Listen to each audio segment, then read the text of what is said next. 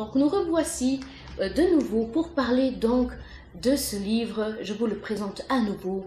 L'origine des problèmes, vous allez les arracher par la racine.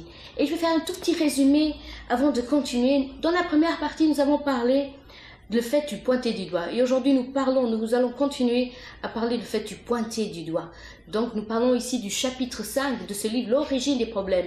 Nous avons vu qu'il est très mal de pointer du doigt, de critiquer, de montrer les défauts des autres. Nous avons vu un verset en Isaïe chapitre 58, verset 9. Pourquoi il ne faut pas utiliser la manipulation? Pourquoi il ne faut pas, surtout pas, critiquer, juger? Pourquoi? Sinon notre corps il sera malade. Et c'est comme la Bible le disait, si tu veux voir réellement de nouveau que ton corps soit restauré, que tes cellules soient de nouveau restaurées, donc si tu veux être en pleine santé, donc il faut arrêter de faire cela. Et si tu veux écouter de nouveau, si tu veux que Dieu entende de nouveau tes prières, tu pourras parler, crier après lui, il va t'entendre. Mais il faut cesser donc de juger, de critiquer, pointer du doigt, utiliser la manipulation et aussi le fait de se vanter, de dire que je suis meilleur que les autres, car Dieu veut que nous soyons, comme je l'ai dit juste avant, que nous soyons des personnes humbles. Et maintenant, nous allons continuer donc à développer, à étudier ensemble ce chapitre, le pointer du doigt. Et comme je vous ai déjà invité à ouvrir votre Bible, maintenant nous allons ouvrir notre Bible dans le Nouveau Testament, en Matthieu chapitre 7. Donc nous allons ouvrir dans l'évangile de Matthieu chapitre 7. Donc ouvrez vraiment votre Bible, accompagnez la lecture de ces versets, car c'est la parole de Dieu qui libère, qui transforme, et c'est très important.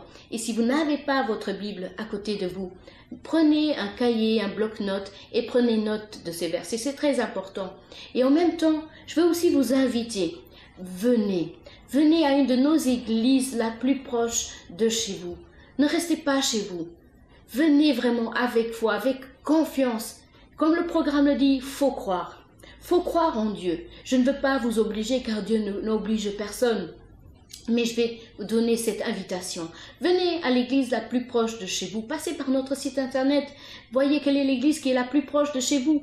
Rentrez en contact avec un des pasteurs ou un des hommes des dieux ou de l'évêque pour demander de l'aide. Nous sommes ici aujourd'hui dans ce programme pour vous aider à définir quel est le problème que vous avez. Mais il ne suffit pas de définir quel est le problème, car le problème vous savez, mais où est l'origine de ce problème? Et surtout, comment arracher cette racine qui est là dès le début et qui se développe et qui se développe et qui détruit votre vie, qui vous détruit complètement. Et je suis sûre que vous voulez être libérés. Donc c'est la parole qui libère. Et c'est à l'église, dans la maison de Dieu, où vous allez écouter la parole de Dieu. Elle va rentrer dans votre cœur. Elle va vous libérer complètement si vous le désirez, si vous croyez. Donc il faut vraiment croire. D'accord? Mais maintenant, nous allons continuer donc à parler de ce chapitre numéro 5, le pointer du doigt. Et on va lire le verset, comme j'ai dit, Matthieu, chapitre 7. Et on va lire à partir du verset 1. Et j'invite, vous qui avez votre Bible à côté, d'accompagner donc cette lecture avec moi. Ne jugez pas, afin de ne pas être jugés, car on vous jugera de la même manière que vous aurez jugé, et on utilisera pour vous la mesure dont vous vous serez servi. Verset 3. Pourquoi vois-tu la paille qui est dans l'œil de ton frère et ne remarques-tu pas la poutre qui est dans ton œil? Ou comment peux-tu dire à ton frère, laisse-moi enlever la paille de ton œil, alors que toi, tu as une poutre dans le tien? Verset 5. Hypocrite, enlève d'abord la poutre de ton œil, et alors tu verras clair pour retirer la paille de l'œil de ton frère. Vous avez vu que ici, c'est Jésus qui parle directement. C'est Jésus qui nous parle, qui me parle à moi, qui vous parle à vous directement. Il dit, ne jugez pas. C'est un ordre qu'il donne. Ne jugez pas, il ne dit pas, si tu veux, tu peux, si tu ne veux pas, là on ne le fait pas. Il dit, ne jugez pas. C'est un ordre. Il est vraiment clair, net et précis. Jésus, il a été comme ça. Il ne détournait pas. Il ne tournait pas autour du pot. Quand il avait quelque chose à dire, il le disait tout de suite, clairement. Et c'est aujourd'hui, je vous dis, ne jugez pas. Pourquoi? Pour ne pas être jugé. Donc tout ce que vous semez vers les autres, c'est cela que vous allez avoir en retour. Donc si vous ne voulez pas être jugé, des fois injustement, ne jugez pas. C'est vraiment très très très important de ne pas juger les autres. Vous vous dites, oui, mais l'autre, il a commis des erreurs, il a commis des fautes, il m'a fait une injustice, je dois le dire au monde entier, je veux crier vengeance, je veux crier justice. Vous n'êtes pas le Dieu des autres personnes. Et souvent, on veut être le Dieu des autres personnes. On veut utiliser la manipulation, comme on a vu tout à l'heure, pour obliger l'autre personne à fléchir le genou devant nous, pour que nous soyons supérieurs à l'autre. Mais ça ne marche pas comme ça. Dieu dit clairement, ne juge pas pour que tu ne sois pas jugé. Car avec la mesure que tu vas mesurer une personne, c'est avec cette mesure-là que c'est Dieu, ce n'est pas l'autre personne. C'est Dieu lui-même qui va te juger. Donc tu vois, c'est la seule personne qui peut nous juger vraiment, ce n'est que Dieu. Il faudra faire très attention. Pourquoi? Car il y aura un jugement final et tout le monde va être jugé. Que ce soit moi, que ce soit vous, peu importe. Même l'autre personne qui t'a fait une injustice, elle va être également jugée. Donc ne décide pas de critiquer ses défauts. Si elle t'a fait du mal, peu importe ce qu'elle a pu te faire.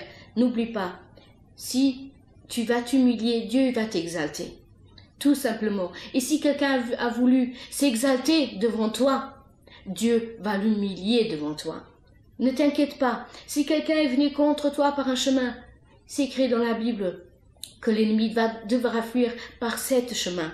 Donc nous voyons ici clairement, ne regarde pas les défauts de l'autre. Mais Dieu, c'est Jésus qui nous parlait, il dit, regarde d'abord la paille qui est dans ton œil. Pourquoi veux-tu enlever la paille qui est dans l'œil de ton frère? Nous parlons aussi dans les termes d'église, même dans l'église par exemple. Pourquoi regardes-tu le défaut de ton frère, de ton mari, de ton collègue, de tes parents ou de tes enfants, peu importe la personne? Si toi-même, dans ton œil, tu as une grande poutre. Donc souvent on est en train de prendre tout notre temps à regarder le petit défaut de l'autre. Parce que l'autre personne, elle parle de trop par exemple. Pourquoi elle parle de trop? Elle veut toujours se vanter, toujours se montrer. Elle veut montrer qu'elle est supérieure aux autres. Et tu n'aimes pas ça. Et qu'est-ce que tu fais par derrière? Est-ce que c'est bien ce que tu fais par derrière? Que tu vas critiquer, tu vas prendre une ou deux personnes à part et tu commences à montrer les défauts de l'autre? Peut-être pour toi c'est un défaut, mais pour les autres ce n'est peut-être pas un défaut, c'est une qualité. Peut-être que tu es jaloux de cette personne pour être en train de critiquer. Ne le fais pas, tout simplement. Parce que souvent, quand on critique, on est en train de juger quelqu'un. C'est qu'on a nous-mêmes des défauts, des erreurs ou des péchés à cacher. Et donc, c'est très important de ne pas faire cela. Et regarde bien ce que Jésus l'a dit. Jésus, c'était un Dieu d'amour. Nous le savons bien. Mais regarde ce qu'il a écrit. Il dit dans le verset 5, « Hypocrite ». Vous dites, mais comment est-ce que il peut être un Dieu d'amour s'il nous traite d'hypocrite? Il nous dit cela pour qu'on réagisse vraiment. Qu'on prenne conscience qu'on a mal agi.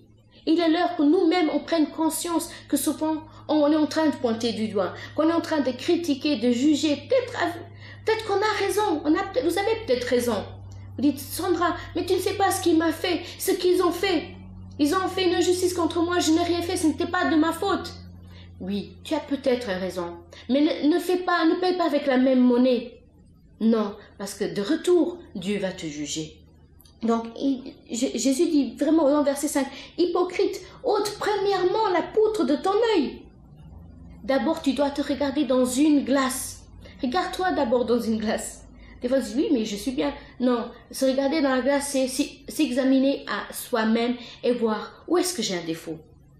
Alors, si maintenant j'ai réussi à voir où est mon erreur et que j'ai admis cette erreur, là, oui, maintenant, je vais me corriger et je vais pouvoir aider l'autre personne à s'améliorer également. Donc voilà, nous arrivons à la fin de cette deuxième intervention et je vais vous passer au studio et on revient tout de suite après pour continuer et terminer donc ce chapitre numéro 5, le pointé du doigt.